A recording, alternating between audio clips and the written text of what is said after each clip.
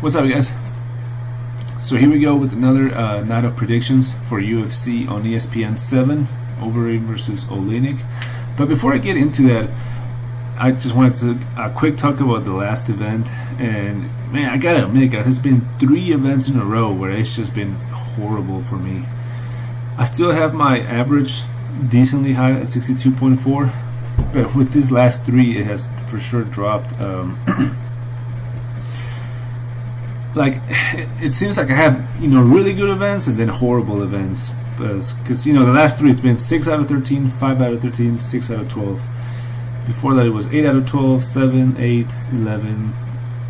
So it's been bad the last couple of events. And I'll just go over real quick the last one, which I did horrible. And let's start with Holloway versus Poirier. So I was way off on this one. See, I thought that at 155, Holloway would actually show more power in his punches, and that everything else was going to be kind of like it was, where his cardio was going to be on point, his speed was going to be on point, his chin was going to be good. But the one thing that I guess didn't carry over, well, first of all, even at 145, Max Holloway has no. He's not known for knocking guys out with one punch.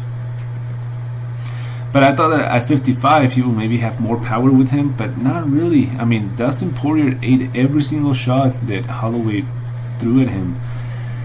And I agree with the decision. I think I gave Poirier around 1, 2, maybe 3, maybe I would have to rewatch it, but I didn't disagree with that decision. But yeah, for sure with that power, I mean, unless Max Holloway puts on some, I don't know, man. It's tough to say what Max Holloway is, what he should do or not, because, I mean, as long as he can make 145 without killing himself, he should just continue to do that and beat everyone at that division, because at 155, nobody's gonna have respect for his power. Nobody's gonna be intimidated by him. Basically, anyone that can outmuscle him and keep the cardio will probably beat him. So yeah. Much respect to Poirier, and I guess we got Poirier versus Khabib next. But yeah, I think Holloway should go back to 145 and fight maybe, I don't know, really. I kind of want to see him fight Sabit, and we'll see how that goes. Then Adesanya, so I had Adesanya winning. On my breakdown, I talked about how amazing his takedown defense looked versus Derek Brunson and Brad Tavares, and I talked about how those guys were stronger than Gastelum. Yeah, Gastelum was not able to take him down. He had to stand up with him, and solid victory for Adesanya. He definitely looked more aggressive than he did versus Anderson Silva, which is something that I talked about. For moments there, Gastelum was almost finished, but yeah. Great performance from Adesanya, and I think he'll beat Robert Whittaker. So we'll see when that happens and how it goes. Then, wow, man, this is one of those fights that it's happened to me before, where a guy goes from one fight, comes back, and it's just a complete different monster. So Khalil Rountree, whatever he did in Thailand, he looked like a professional Muay Thai fighter. He absolutely 100% dominated Eric Anders from the get-go. This guy has improved a lot in his last few fights, and I don't know what the fuck's wrong with Eric Anders, man. He's getting to a point where 3 in a row now where that he's lost, and yeah, I think he's lost 3 in a row, and destroyed by Thiago Santos, outworked by Teodoro, and out dominated by Khalil Rountree. I don't know what to think of him, but yeah, just I mean, the event started good for me. 3, then lose 2, then win 2, and then he just went to shit. But then Joban, I give Jovan honestly every round. I thought the pressure that he put on Grant was enough for him to get that decision, but judges didn't see it that way, and it was a boring fight, to be honest. But yeah, way off. I thought Jovan was the much superior striker, and he would finish him round 2. But no, I mean, Dwight Grant hung in there and actually landed good shots himself. And then OSP, yeah. I mean, OSP has been looking worse and worse every fight. It's at the point where I just don't know what to think about the guy anymore. Even in the clinch, Krylov had the upper hand. And this was a guy that once he got you in the clinch, there was no way out from OSP. So I don't know what the hell's going on with him, but completely off on that one. And the way how Krylov got out grappled by Blachowicz is what kind of thought OSP was going to win, but it didn't matter. And then the other one's just Jalen Turner, absolutely no ground game. Just crap, man. Salma kept dropping like 10 seconds. Millender, absolutely 100% no ground game. You know what? It's almost as if he did not practice any ground game. You would think he would learn his lesson from Pantoja, but no, just takes him down. Absolutely no idea how to get up. I mean, he did great the first round, which he obviously won, but then just the way how they manhandled him round 2 and 3, just whatever, man. These dumbasses, it seems like some of these people do not know that nowadays, 2019, you're not gonna win. You're not gonna be even a top contender without any ground game. But if Millender doesn't want to learn, well, fuck him. I'm glad. I was hoping by that third round, I was hoping he would get finished, but just complete bullshit. But whatever, man.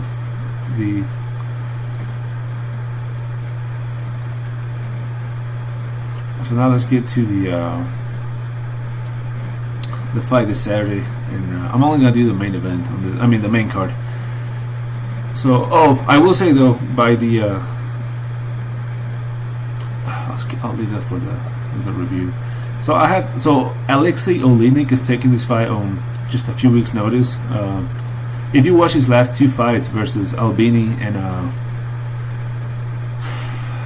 and Mark Hunt, he was getting lit up in the stand-up. Versus Albini, he was literally just eating shots left and right. He was almost finished, and then he lands that ridiculous choke of his, the Ezekiel choke, that somehow this guy makes it work with him. And then Marcano was the same way. He was eating all these shots. Looks like he was about to get finished, and then he actually lands a hard punch on Hunt that kind of rocked him, and then he took him down and finished him. Overeem, if there's something that we have seen in his fights with Werdum and all this, even Brock Lesnar, is legit takedown defense. I don't see Oleinik being able to take Overeem down and submit him. Overeem's going to force him to stand up, and Oleinik has absolutely no stand up. I mean, he can lock you out with one punch, but it's just a puncher's chance. And you know what? It's been happening a lot. So it happened last week with Josh Emmett and Michael Johnson, and but no, I got Overeem KO TKO round 1. Keeps it standing versus a guy with just a few weeks' notice. Overeem KO TKO round 1. Just superior striker and amazing takedown defense, which is basically what you need to beat Oleinik. Then Makhachev versus I got Makhachev by submission round 2. Just the level of competition that this guy has over Sarukian, it's total opposites. And Sarukian, I mean, he's not a bum or nothing, but just Islam has like some Khabib going on with him, some Khabib style fighting going on, but he's also a really nice striker. And like I said, just the level of competition that he's had in the UFC over Sarukian, it's too much.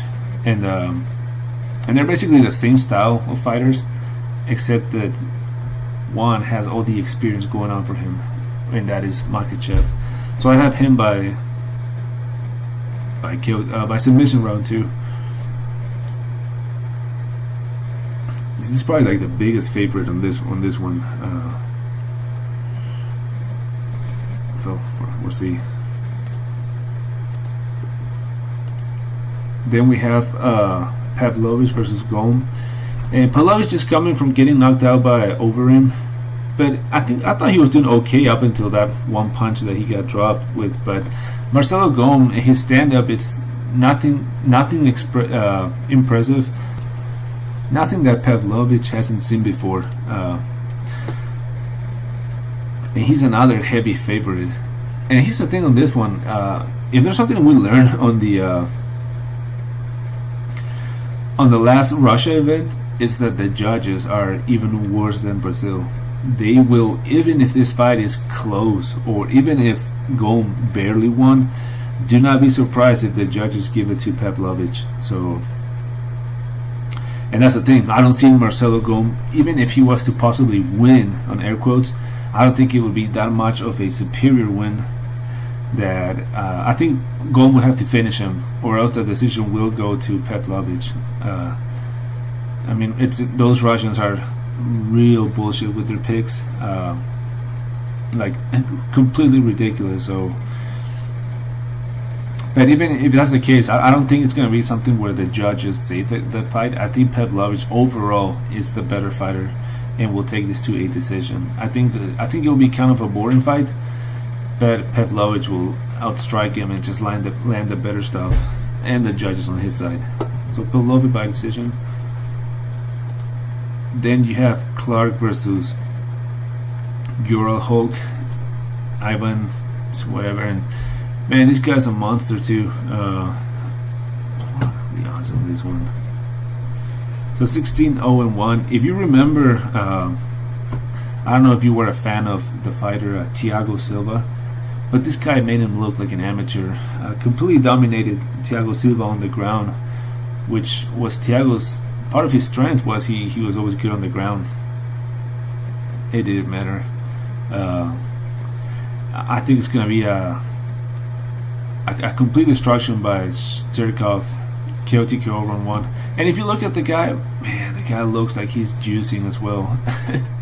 And it seems like a lot of those Russian guys are. So at home, possibly juice, and like I said, he hasn't fought bums. I mean, the way how he dominated Silva, that was pretty great. So Kira KO round 1. I think it'll be quick. I think he'll try to make a statement.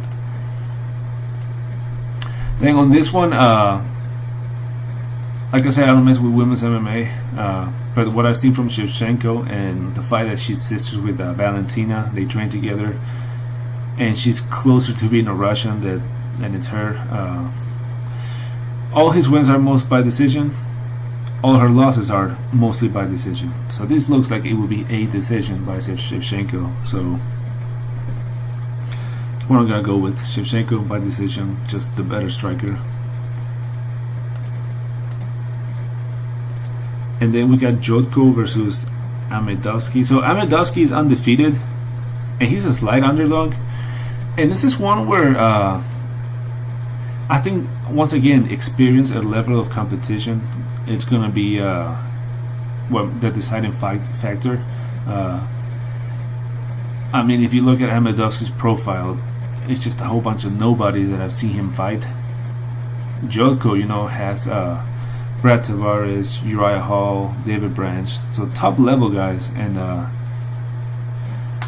but this one is tricky. And here's the thing: so if Amedovsky does what he's done to all his opponents, it will mean that he's gonna come in and finish Jotko pretty quick with striking.